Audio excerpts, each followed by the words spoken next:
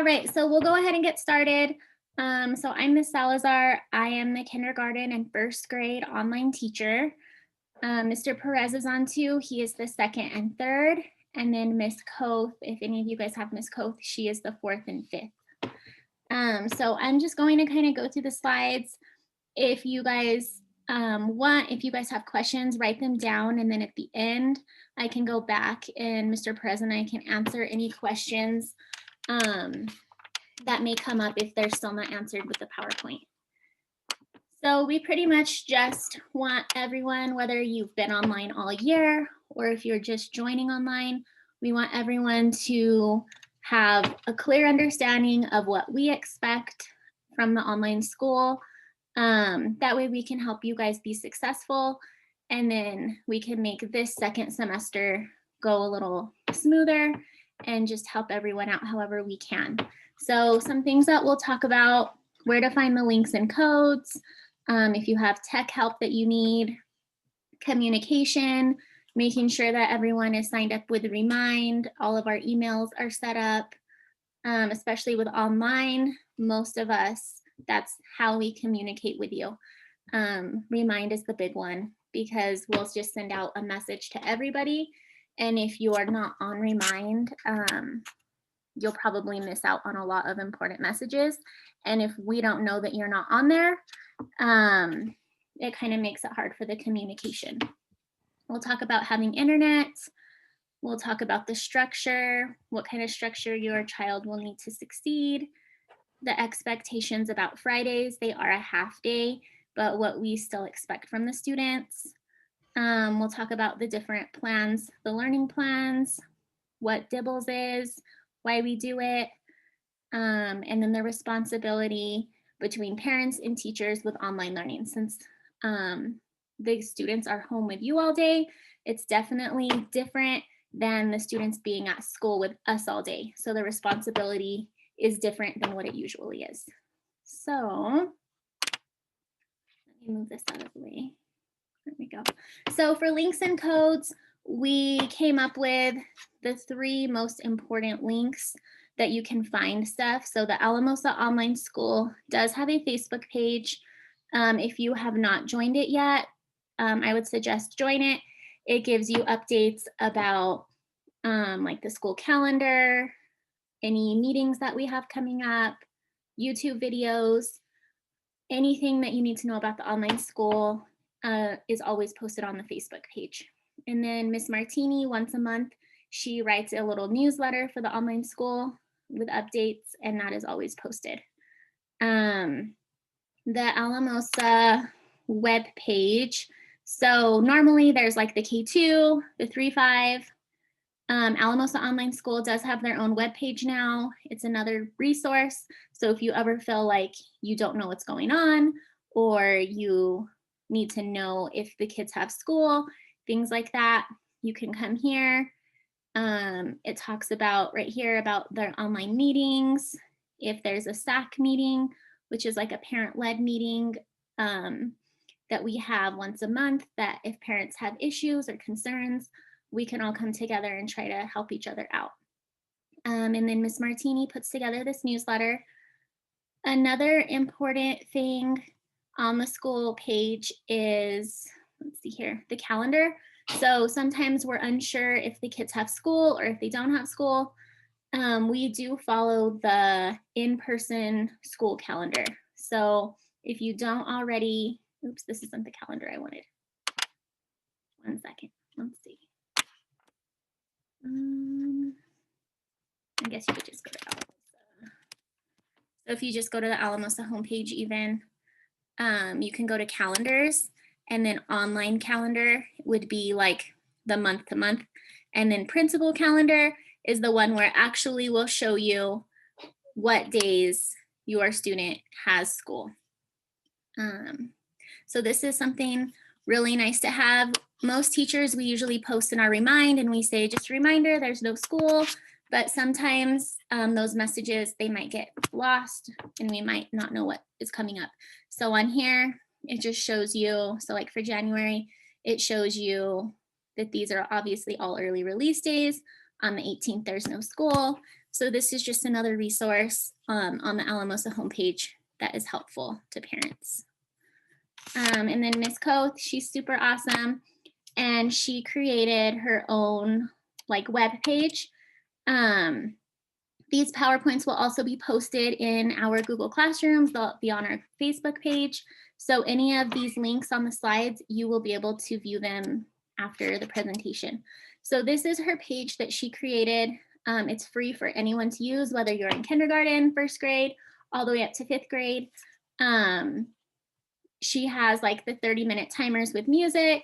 She has updates from the Alamosa Elementary, tech support, reading support. On reading support, it's pretty cool. She has, let's see here, fluency passages for phonics. These would be like for my kids, like kinder and first, and then fluency passages K-12. So if you're trying to support your child at home, they're needing reading passages or help, you can always come here, and there's all kinds of resources that she posted. So she's pretty awesome creating this page for all of us to use. So this is a good resource. You don't have to look anywhere else. And then most of us in Google Classroom, we post other stuff too. So there's that. Oops, sorry. And then the tech help hotline. Sorry, my computer. So this is the number you can call if you have questions. Make sure that you choose option 3 if you're actually having tech issues, like your iPad isn't working or your Chromebook's not working, something's not downloading right. That way you can talk to the actual tech people. If you choose option 1, it will put you through to Miss Koth.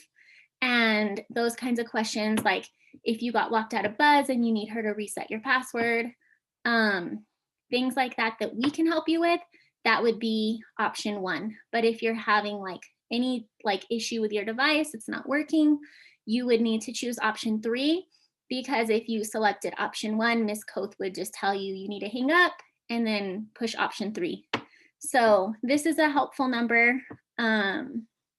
It's there that way in case, you never know, sometimes our devices they just don't always work right. So that's that.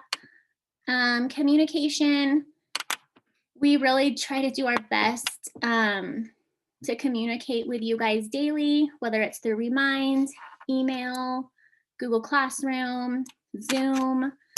In case you missed it or you're new, these are our class codes to join. So for kinder and first grade, this would be my class code. You would just go to remind.com/join. And then for whatever grade that you need, 2nd, 3rd, 4th, and 5th, you would type in the class code. And then once you have that, you're in. You can choose if you want to get text messages, emails, both. Usually I tell my parents to choose text messages because they'll get the message right away.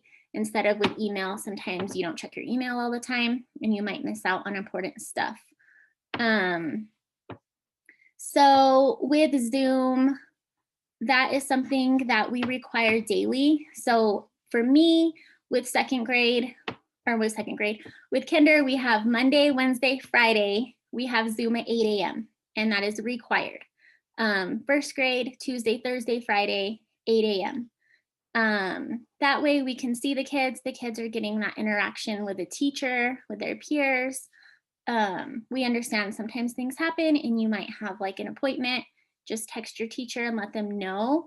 Because if we don't have that communication, then we will be marking them absent because we just don't know what's going on. So if we don't see them on Zoom,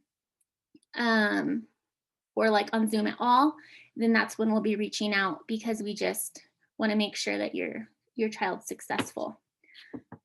With reliable internet, if you do not have reliable internet, please let your teacher know because we do have resources. We've partnered with certain companies that have been able to put internet, like either install internet or help people pay to get the internet. We just want to make sure that the kids are successful. So if internet is an issue for you and you are needing help at all, we have hotspots.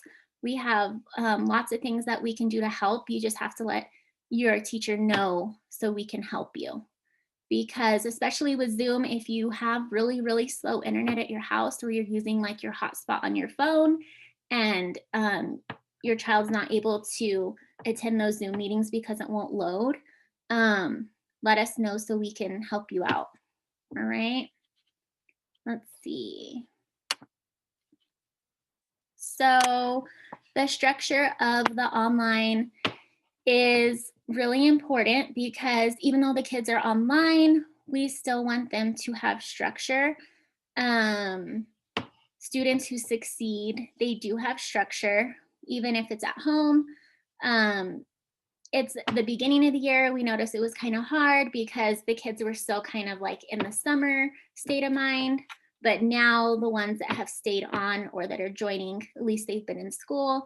And then they know that even though they're home, they still have to work. So we've talked about finding a designated place to work, having your supplies. So if you have Zoom, knowing your teacher is going to want like a paper, pencil, whatever supplies, always go to the same spot every day to work. So that way, even though they're home, they have that routine.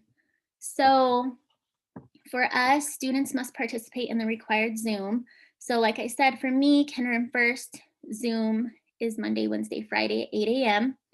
For Mr. Perez, second grade is Tuesdays, Thursdays, and Fridays at 8:15 a.m. And then I know that he gets on a little bit early, and he lets his students get on and chat a little bit before if they would like to. So we understand that the kids still want that social interaction. So, with him, he said he'll get on a little early. The kids can get on and kind of chat, and then his lesson will start. And then, like, same with any of us, if the students want to stay on after and they want to talk, we're more than happy to keep them on so they can interact with each other. His third graders are Monday, Wednesday, and Friday. Our Monday and Wednesday, 8:15, and then his Friday Mindful Moose is at 10 with his third graders. Fourth grade for Miss Koth, she said she just changed her schedule to kind of match ours. So for her fourth graders, and fourth and fifth graders, if this looks different to you, I'm sure she'll go over it more with you. But Monday, Wednesday, and Friday at 8 a.m., she'll have fourth grade. And then fifth grade, Tuesday, Thursday, and Friday, or Tuesday and Thursday at 8 a.m., and then Friday at 10 a.m. She liked how she was able to do longer lessons. When she did fourth and fifth every day, they only got about 30 minutes. But when she changed it, she was able to have a little bit longer time with her students. Let's see here. So Fridays are still a half day, just like the in-person, but it's still a half day of work. So the students still get on and they do their daily check-in. With me, they get on Google Classroom, do their daily check-in. You get on Zoom with your teacher to do the Mindful Moose, like always, every Friday, unless for some reason we don't have school. And then after that, if you finished your Mindful Moose lesson and you don't have anything to do for Mindful Moose, that's when you can go back and say, okay, do I need to catch up in Buzz? Do I need to catch up in Zern? Do I need to catch up in Epic? Depending on your teacher, you guys know what your teacher is expecting from you. But it's not just, okay, we're done for the day. That's all we have to do. Because especially in Buzz, it's like never ending. So there's never like a time where you could say that you really have nothing to do, because Buzz and Buzz Language Arts has so much that if you have extra time on Friday, I would try to catch up. That way at the end of the quarter, end of semester, you're not playing catch up and you're not stressed. So, work until lunchtime, and then, that would be considered your half day. And then we all know some people's schedules are a little different. So if you are one that has to do your work like in the afternoon, because, your family members to help you in the afternoon, then you would do your work, your half day work then. You just have to let your teachers know. That way we can help you. Let's see here. I have all these notes because I want to make sure I don't forget anything.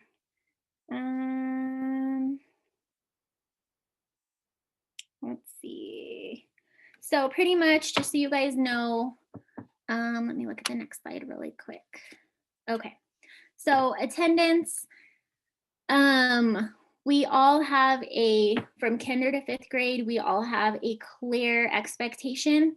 So attendance isn't just like we go in and we mark you absent just because we didn't see you on one thing.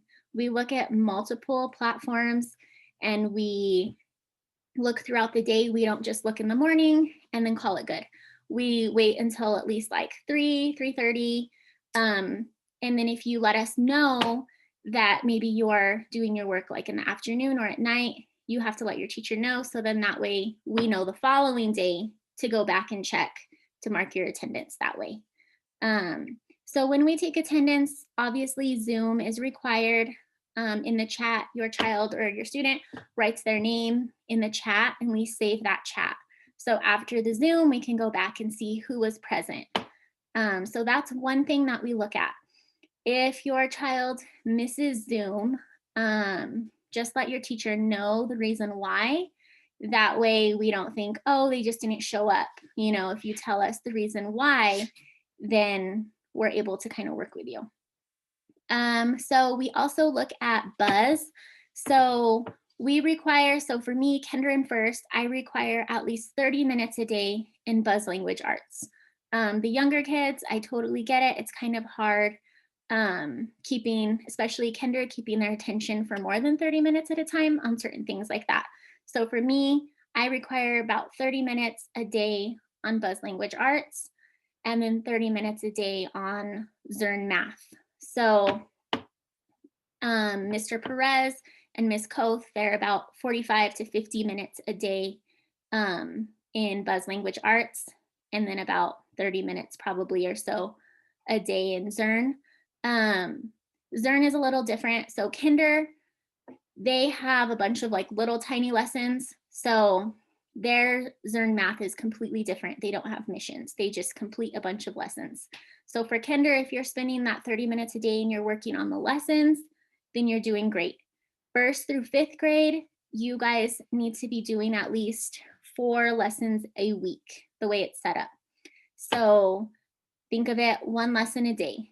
If you are really loving it, you can obviously do more, but at least 1 lesson a day. So in Buzz, it actually shows us the day you log in, how much time you spend, and things like that. So when we go to take attendance, we actually go look at the activity. And in the activity, it will tell us that you logged in for the day and you spent 33 minutes or whatever. If it shows that you logged in and you spent like 2 seconds and then you logged out, you're not going to get the credit for it because you just like popped in, got your login, and then you popped out. So in order to get that full credit, we check the time that you spend. And then we also kind of changed the time limit. So the main lessons in Buzz, like the ones where you have to read like 18 pages, it has a time limit. So for me, I put it at 50 minutes. You need to spend at least 50 minutes in that lesson before it lets you go to the next lesson. And then it also, we did it to where it unlocks. So if you do a quiz, you have to do the quiz before it lets you go to the worksheet. And then that unlocks the worksheet. And then once you submit the worksheet, then it unlocks the next lesson. That way we're kind of keeping you guys organized and you're not like skipping around from module to module because they all build on each other. So we want to make sure that we're getting that clear expectation right now at the beginning. Also in Buzz, if you notice, modules 1, 2, and 3 were turned off from view. So it shows modules 4, 5, and 6. If you're way past that, you're awesome, keep going, don't worry about it. But everyone else that ended on module 3, everyone's starting on module 4. And then let's see what else. We put in scheduling. So we scheduled the buzz assignments to show up for certain days that they're due. We allowed late submissions. So if it's late, obviously it will still be accepted and it won't be counted against them. But we want to like kind of lay out for parents. Sorry, my dog is like eating back there. We want to allow like everyone to see this is what needs to be done. Like, you know, kind of think about like the month of January. Okay, I need to make sure at least these lessons are complete. That way, at the end of the quarter, you're not stressed out trying to figure out what's really due, what's not due, where you should be. And then in Buzz, it will tell you what's coming up due. It'll say like coming up or due. I'm not sure on your end, but it will notify you as well. Like the younger kids, obviously like kinder and first, they really don't need to know like when everything's due, but for the parents and the guardians, I think it will help them. The older kids, you guys pretty much are independent and kind of know what you guys need to be doing, but the younger ones, it's definitely more on the parents. Let's see here. I think.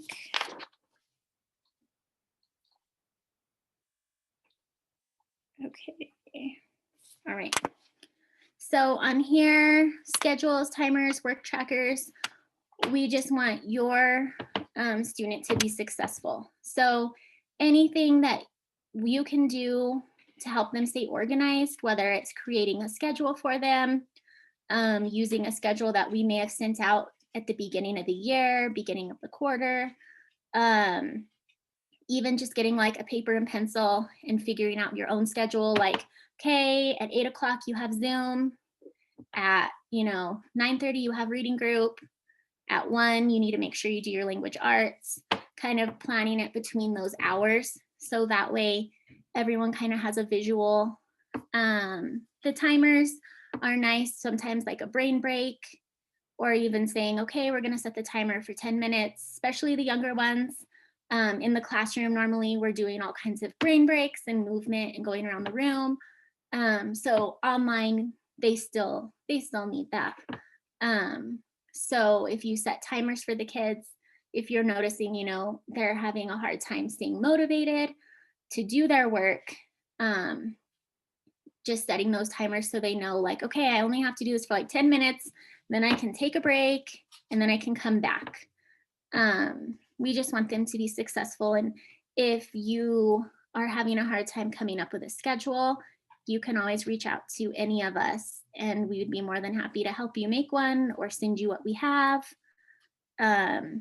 anything like that, especially now that reading groups are going to start again next week. It's a good thing to have that schedule so you don't forget. Let's see.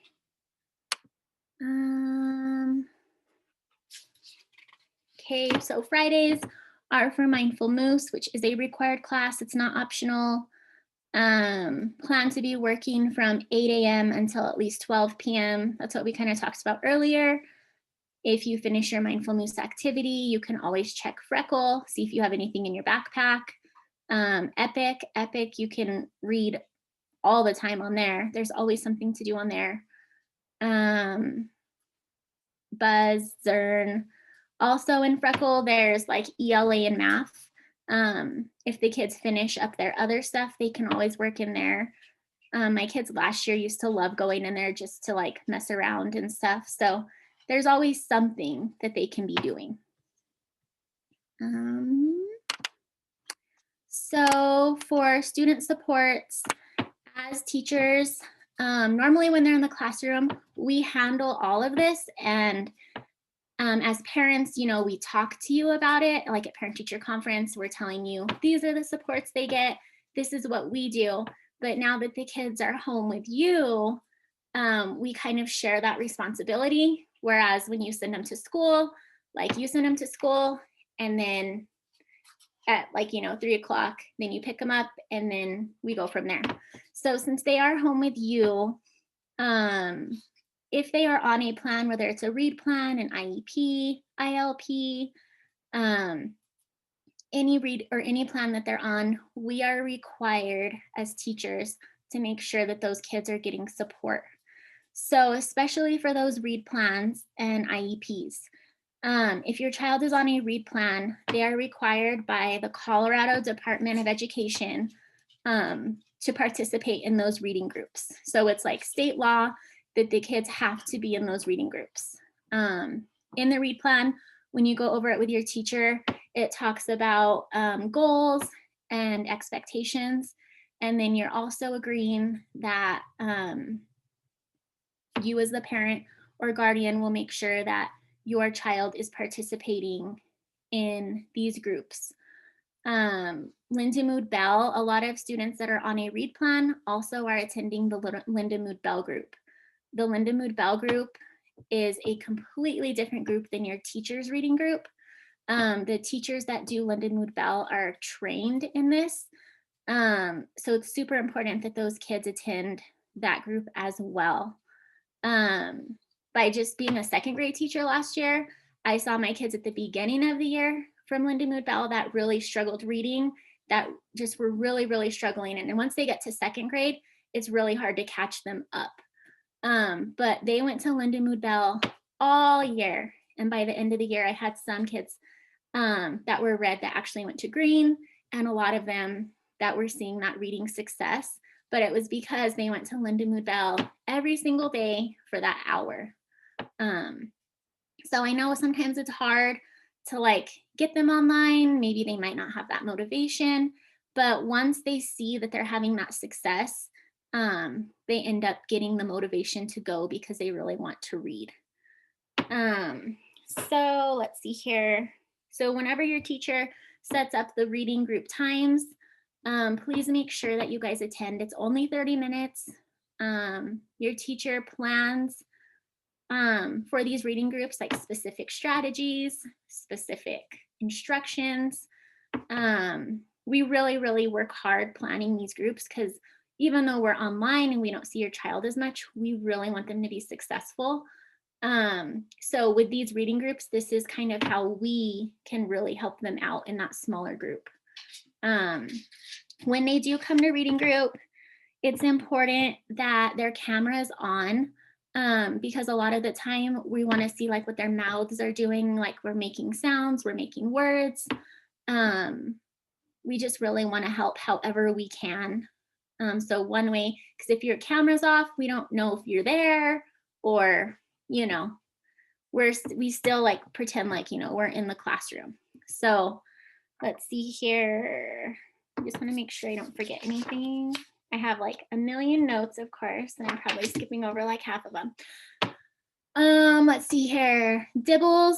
I'm sure you guys all hear about it, but you might not know what it is. Dibbles is what we use to test the kids on their reading. So Dibbles is how we evaluate the student's reading progress. So we may not like it, like as parents, you guys may not like it, and as teachers, we may not completely like it. You know, I'm sure there's always something better that we'd want to use, but that's what the district bought, and that is what we use as a whole district is Dibbles. So with Dibbles, we test at beginning of year, middle of year, and end of year. So if your student does not take that test, we cannot get accurate data. We really can't help them in reading groups. Like, it gives us so much information to help us figure out, okay, this is where they're at. What can we do to help them? So if they missed that middle of year benchmark,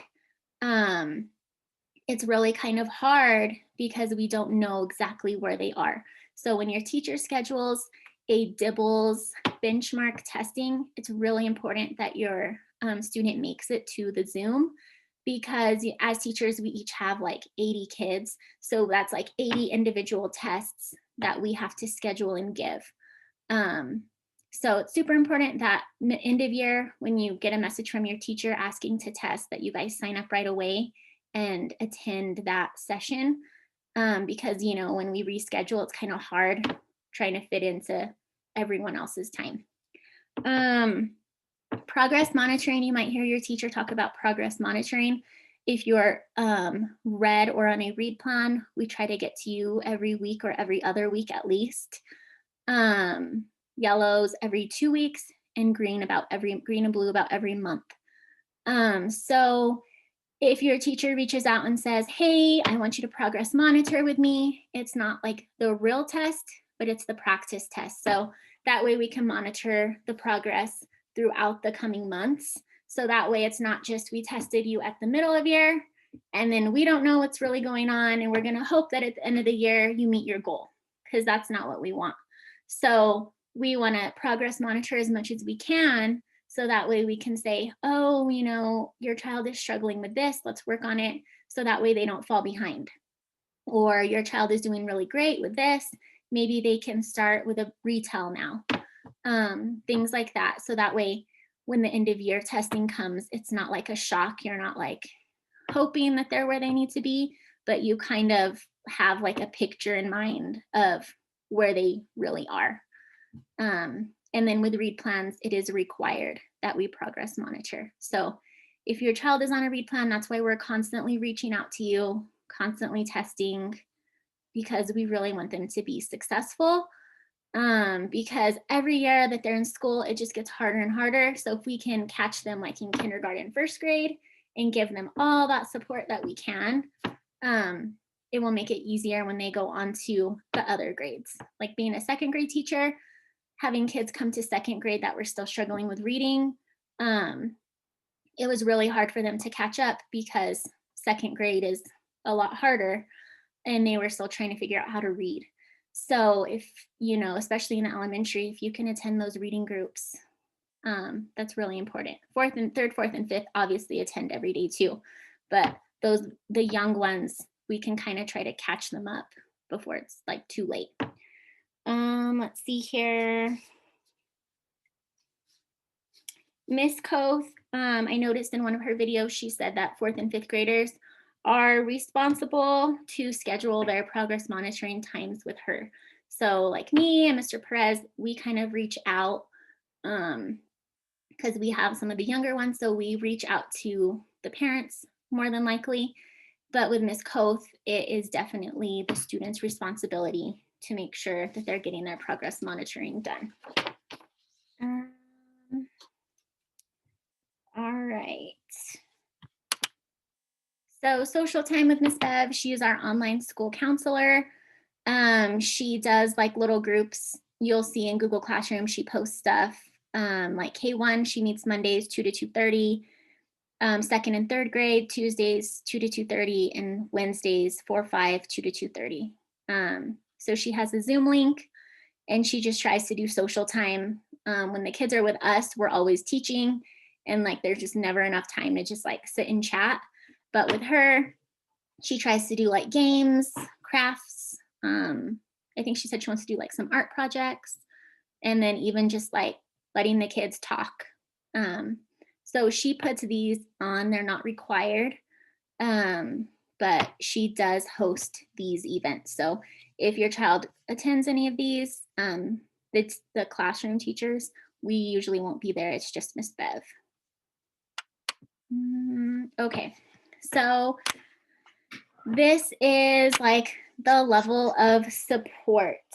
So like at school, the students are used to always having the teacher support. They have adults all the time around them, like art teachers, PE teachers, classroom teachers. They're like constantly have all kinds of different support all day. And then it's kind of different because now that the students are home with you, you are their constant form of support. They have us online, they have us to like message, come to our office hours, but at the end of the day, the responsibility of what was on us in the classroom is like now on you guys at home because they're with you all day. So with like the early elementary, you can kind of look at the level of support. So kindergarten, obviously super dependent. Even like in the classroom, like they need help tying their shoes, they need help opening their milk, like they need a lot of support other than just academic support. So if you're a kindergarten parent, you're trying to be teaching them all kinds of stuff. Kindergarteners have never really been to school. You know, they went to preschool, but they've never really been to school. So some kindergarteners don't really know what school is, what it's like, what they have to do. And then now that they're online with you this year, you're the one that's kind of like teaching them what school is. So for kindergarten, they are super dependent on you. They're needing you to read all their buzz stuff, help them log in. But I've noticed that a lot of them are getting pretty independent this semester. They're able to do a lot more, which is super awesome, especially with the technology. So kindergarteners, yes, they are super dependent. They need that adult with them pretty much all day to help them out. First graders, they're obviously a little less dependent, but for the most part, they rely on you. They need you. So kinder and first, parents at home, guardians at home, whoever is helping at home, kudos to you. It's not easy, I know. So it's a lot, especially when you're used to sending your child to school. And then for us as teachers, it's hard for us because we're used to being that person that's always there. And like any and every question they have, we're always there to help them and support them. And then now, you know, we're really not that role this year with the online. So it's hard for you, and then it's hard for us too, because, you know, I miss all of that. So with second grade, they are more assisted. So they're definitely not alone. They're still in the K2, but that's kind of when you need to start having like a balance between helping them too much and not helping them at all. So with second graders, they're used to having all the support for kinder and first grade. And then when you tell them in second grade, no, you need to try to do this on your own, you need to try to figure it out, they kind of start to freak out. But if you don't start making them be more independent in second grade, it's only going to get harder for them. So like in Buzz, you know, start having them do the lesson. You know, if they have a question, obviously you're there. Or if they need help with something, you're there. But kind of start having them be a little more independent. Third grade, they're accountable, alone, but not left on their own. Same thing. Once the kids get to the 3-5 building in person, it's like a whole different shift. So like the K2 is kind of like, we've like nurture them and we're constantly like hovering over them and helping them and making sure everything's fine. And then they go to the 3-5 and it's like a shift. They have to be like big kids, you know? So if you can kind of prepare them, you know, like be more independent. They're still going to need help with their work, but most of the work they can be responsible and take ownership and know, okay, I need to get onto Zoom today. I need to do my math. I need to do my reading. You might need to check their work before they submit it, but for the most part, they should be able to know what they need to do. Fourth grade, same thing. This is when they like really start to own their work. They're accountable. For the most part, they're on their own as far as doing the work. You know, if they have questions, obviously you're home, you're there to support them. But fourth and fifth grade is really when that independence needs to be there, because once they go to the middle school and the high school, you know, they need to be independent. I know, especially like with Miss Koth, her fourth and fifth graders, she really expects them to be independent, especially like with progress monitoring, coming to Zoom. She does more communication with her students to make sure that they're there. And then with me, I do more communication with the parents. So that's kind of how it's different. Let's see. Let's see. Sorry. I'm like, make sure we don't forget anything. But other than that, no matter what, they always still need you. No matter how old they are, they always still need you there and your support. But sometimes they just need a little bit less help doing the work and more support in just being independent. Oops. So student family school contract, if you guys got this at the beginning of the year and you signed it, you don't need to worry about it. If you are new, it is in Power School. Let's see. Maybe. Okay. If you're new, it's in Power School and you do need to go over it with your student because it's important whether they're in kindergarten or 5th grade that they understand and that everyone understands what is required with online school. This isn't only just for you guys, like this is for us as teachers saying that we understand we are asking this of you. And because we're asking this, you know, we are making ourselves available when we say we'll be available and however we can help you. So when you guys get a chance, if you haven't already, go ahead and read through it and then you guys can sign it through Cami.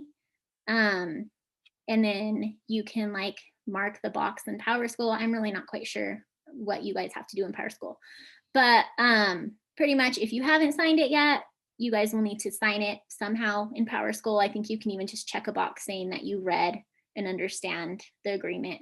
But it is important because any student that is online needs to have this contract. So that way, with attendance, all of that, everyone has a clear picture of what is expected. Let me go back. Okay, so as teachers, we just want to say thank you. We know that it is not easy being the teacher to your own child. I can even I totally get that even with my daughter, like she goes to, you know, her like preschool stuff and she does not do the same stuff there that she does with me. So it's completely different when you have your own kid at home. So we understand that it's hard, it's challenging, but you guys are doing an awesome job. You know, we're a team. Normally everything that we'd be doing in the classroom is like on your plate right now. So we're here to work together. If you ever have questions or concerns, need help, just need like to come to our office to talk about something that you need help with, all of us are more than willing to help you and be here for you. Even though your students are online, we still love seeing them online every day. You know, they're still our like kids, even though they're online. So we just want to say thank you guys for all you do.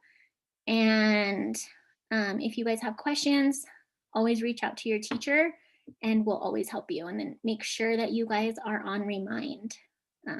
If you're not, make sure you're on Remind. So does anyone, let me stop my share.